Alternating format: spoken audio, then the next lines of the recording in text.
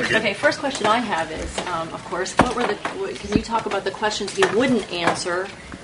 What can you tell us about the questions he wouldn't answer? How many? And can you tell us about what they were? I think the questions he wouldn't answer really went to the heart of Casey Anthony's guilt or innocence. And we asked him specific questions about his belief and what he knew.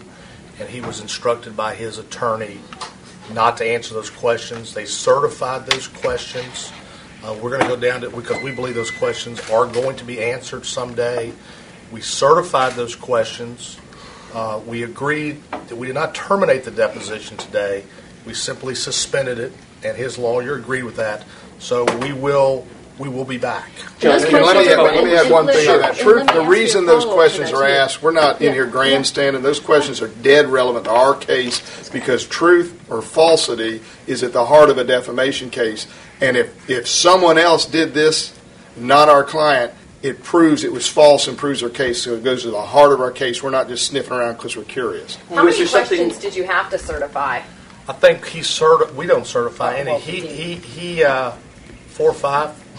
Anyway, he actually certified some, and you'll see this. We told him, look, we think you're opening yourself to attorney's fees and sanctions, and then he let him answer some questions. Can you talk about what you find the most informative information that you did get out of this particular I would hearing? say that the blockbuster that I got, now you all may know about it, the blockbuster that I got was that Casey Anthony told the police that she gave Zenaida Gonzalez the baby at Sawgrass Apartments.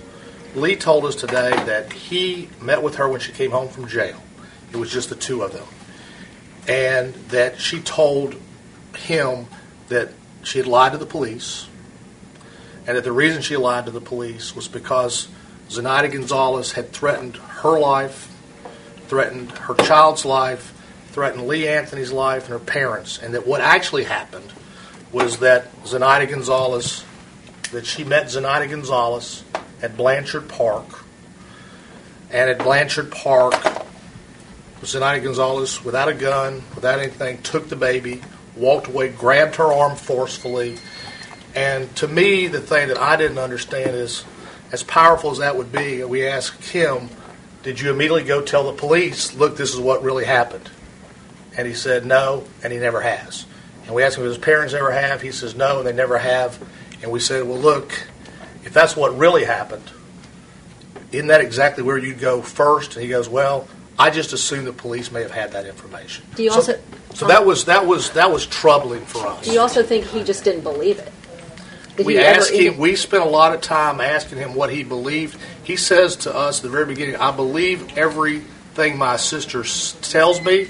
And then later in the deposition, he says, I believe everything my sister tells me because I have to.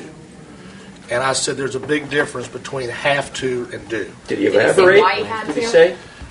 He started to elaborate, and he was talking about this as my sister, and there was a lot of talk back and forth. He was very, we don't know if he told the truth or not today. We will say that he was seen to be forthcoming. He was polite, and what were you going to add? Well, I want to ask a question to y'all.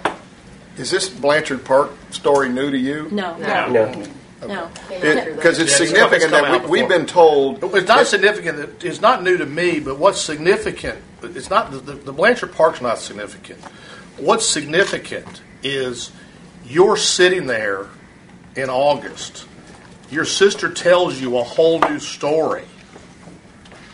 That, look, I lied to the police, and this is what really happened, and you don't burst out of the room and say, my God, it wasn't Sawgrass Apartments, it was Blanchard Park. That's the blockbuster. That's the thing. And he went and told his mother.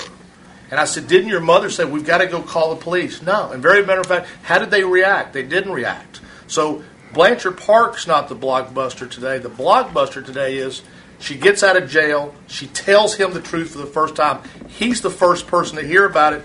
And you don't sit there. It's not She told another story. His truth. She tells him Well, what he begin? But, let me ask you something. He's told police before that he didn't believe everything that she said. So if he said to you under oath today that he believes everything she said, and in the past you look at transcripts of investigative interviews where he said he didn't, what do you do about that? Well, what we do about that, I mean, remember, our case is a civil case. There's a criminal case. We have a different standard here. It's lower, right? It's much lower. It's preponderance of evidence instead of by reasonable doubt. So what we do with this, our goal here is to prove, that's what Keith was talking about, part of our duty is to find out, what really happened, because that exonerates our client.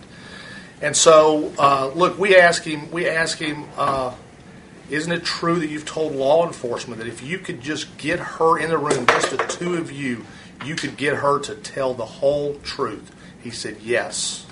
Yes, I could. If I could get alone with my sister by myself for an hour, I could get her to tell us the truth. But I mean, if he said in the past that he didn't believe her, and he told you today under oath that he does believe her, what do you do about that discrepancy? I say for you all to take that as it is, and we understand that this is a brother who is doing what he has to do. As he said, I believe what I have to believe. And I said, listen, that's semantics. That there's a big difference between have to and do. And I think we all know what that meant. And I think we knew what that meant. Let me add something else we learned today, that apparently Casey Anthony was, or not apparently, Casey Anthony was telling her brother that while Kaylee was missing, that she was receiving either text messages or MySpace or at some phone call instructing her to go to different locations like Walmart to be at some other location at a specific time. He told us that from that day that she took her, Casey told him that by MySpace or text messages, Zenaida Gonzalez was controlling her by telling her, go to Target, go to Walmart, go to Millennium Mall, and that she was being manipulated by Zenaida Gonzalez. And then we said, did you believe that? And of course, he said what he said. And I said, and we asked, why would she have done that? Because she feared for her life, for my life, for Casey's life. And so we also spent some time talking about the night. And you'll see in his deposition, he started to say he didn't have anything to do for the first 30 days, but then he finally said, no, wait a minute, there was a night that I went on MySpace, I found her at a party, I knew she was going to go to a party, I came down to the Dragon Room downtown to find her at this party. He was texting her, his girlfriend was texting her, and finally Casey, who had always told them all, the whole 30 days she was in Jacksonville, she called him. She called him that night. And she said, look, I'm downtown too. We asked him, did Zenaida Gonzalez... No. She said, I'm in Jacksonville. She said, I'm in Jacksonville. And he said, Casey, we know you're not in Jacksonville. We know you're in Orlando. We've been on your MySpace.